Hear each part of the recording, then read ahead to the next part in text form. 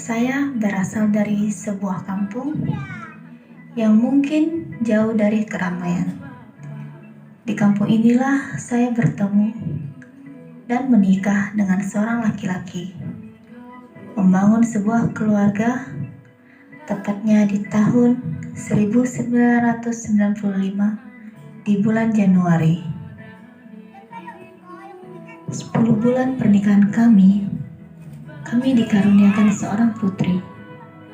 Kehidupan kami menjadi semakin berarti dan lengkap dengan kehadiran anak pertama kami. Ditambah lagi dengan pekerjaan suami saya yang mendapatkan posisi yang bagus, yaitu menjadi orang kepercayaan di sebuah perusahaan.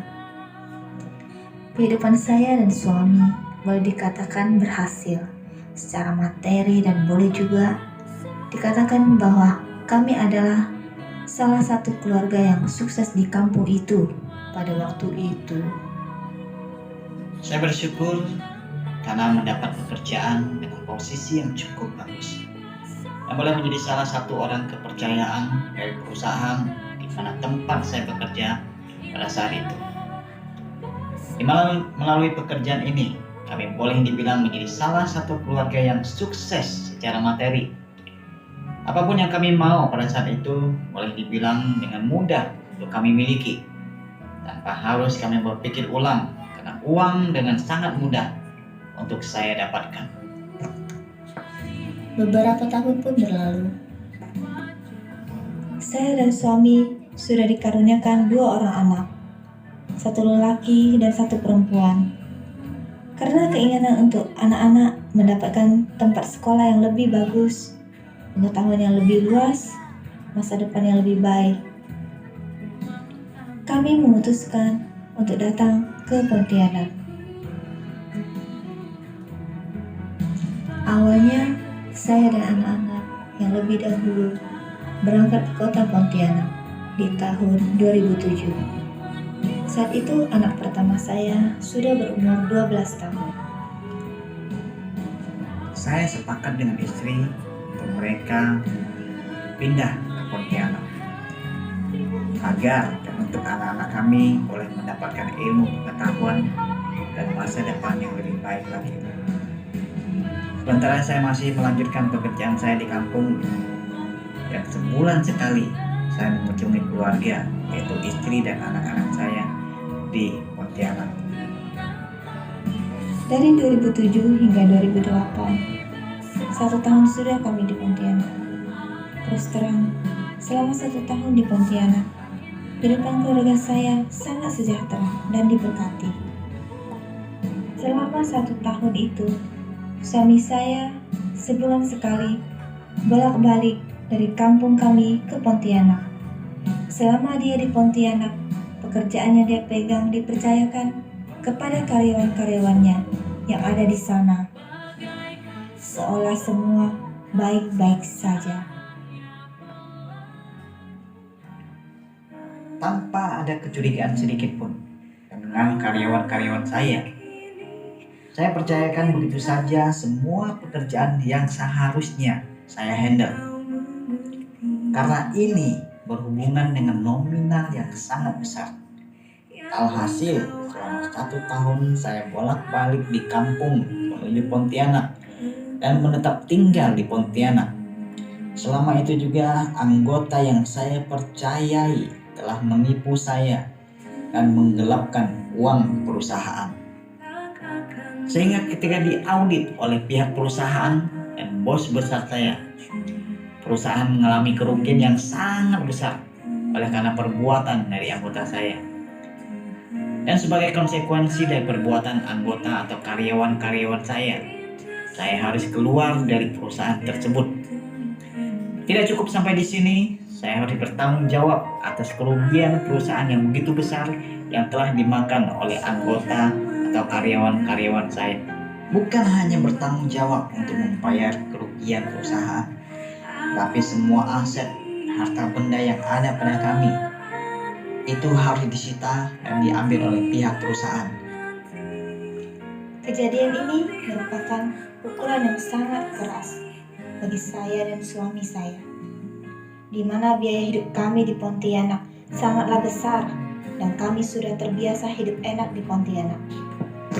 Sampai suatu hari, kami diperhadapkan dengan kehidupan di mana kami bukan memulai dari nol lagi, tapi dimulai dari minus.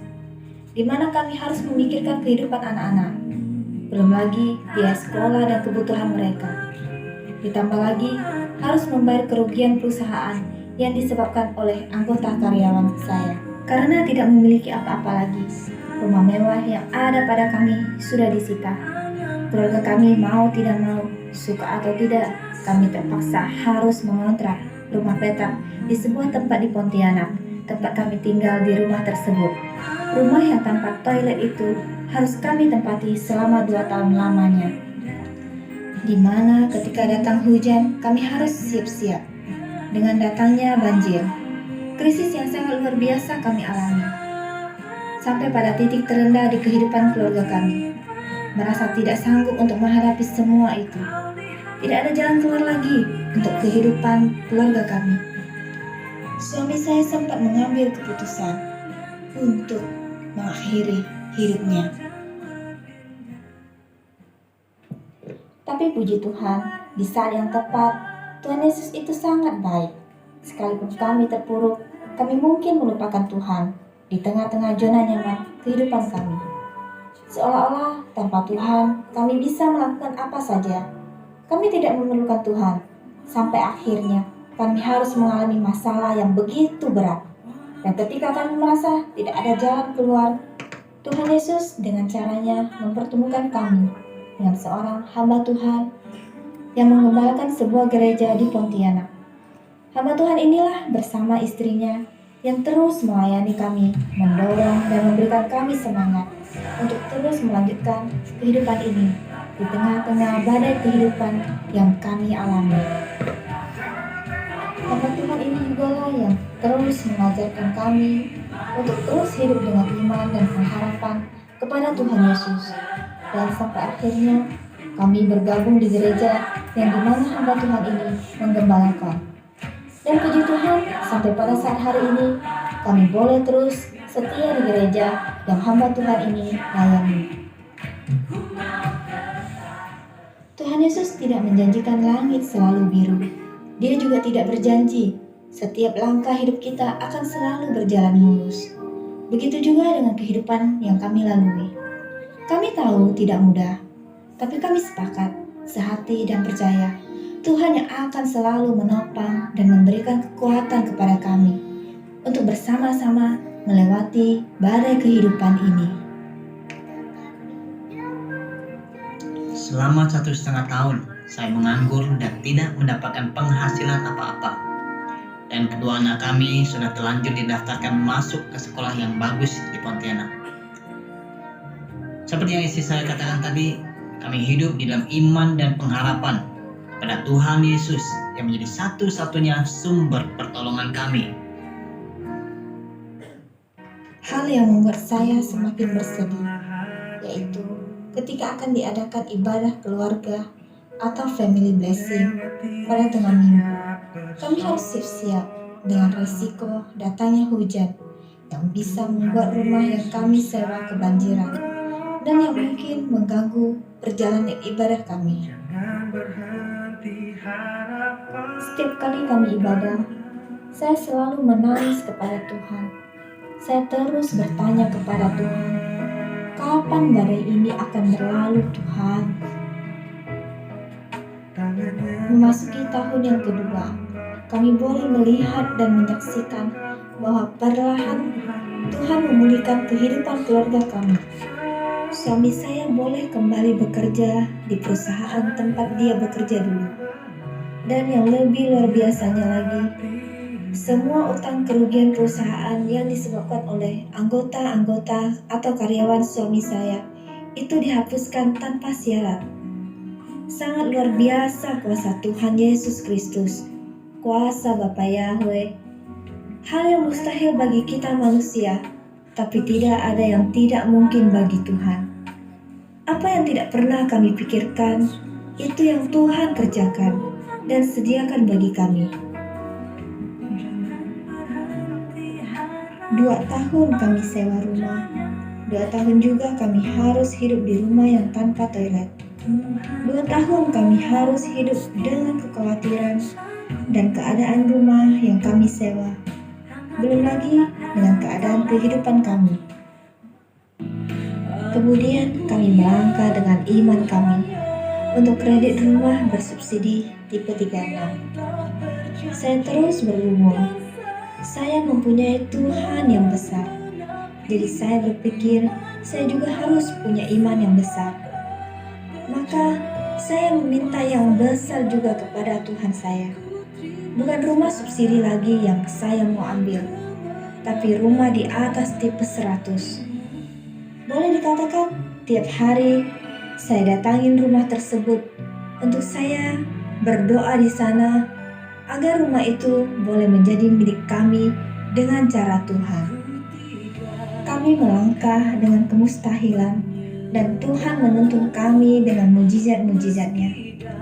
Kami berhasil mengambil rumah dengan cara kredit dan lebih luar biasanya lagi, kredit rumah yang harus kami bayar itu melebihi gaji bulanan suami saya. Tapi Tuhan selalu punya caranya yang ajaib untuk menolong kami. Tak habis-habisnya kebaikan Tuhan dalam hidup keluarga kami. Melalui gembala kami, Tuhan membukakan jalan untuk kami boleh mencukupkan kebutuhan keluarga kami. Gembala kami menyarankan dan memberi dukungan kepada saya agar saya boleh memulai usaha kecil-kecilan untuk menopang keuangan suami dan keluarga, yaitu dengan cara menjual kue dari rumah ke rumah. Dan puji Tuhan, Tuhan Yesus melalui semuanya itu, melalui gembala kami, melalui usaha jualan kue dan pekerjaan suami, kami boleh bertahan di tengah badai hidup kami. Anak-anak kami boleh bertumbuh dan bersekolah dan mendapatkan pendidikan yang layak oleh karena kebaikan Tuhan Yesus. Kami berdua sangat bersyukur dikaruniai anak-anak yang pintar secara akademik dan mendapat beasiswa dari sekolah mereka. Anak perempuan kami berhasil menjadi dokter dan sekarang sudah menikah dengan seorang dokter juga, dan dikaruniai seorang putra yang pintar dan lucu. Puji Bapa Yahweh, putra sulung kami berhasil menyelesaikan S1 di salah satu universitas ternama yang ada di Surabaya. Dan berselang setelah S1-nya, dia boleh mendapatkan pekerjaan di Bank Indonesia. Puji Bapa Yahweh, putra bungsu kami yang sekarang masih bersekolah dapat sekolah salah satu sekolah terbaik di Pontianak. Puji Bapa Yahweh, saat ini kami bersyukur, saat ini kami masih diberi kesempatan untuk boleh dan dengan setia beribadah di gereja di mana Tuhan telah menetapkan kami di sana, yaitu Gereja YHS Philadelphia Serdang yang digembalakan oleh Pastor Jurkanan Sarip dan Ibu Sri Trisnanti. Kami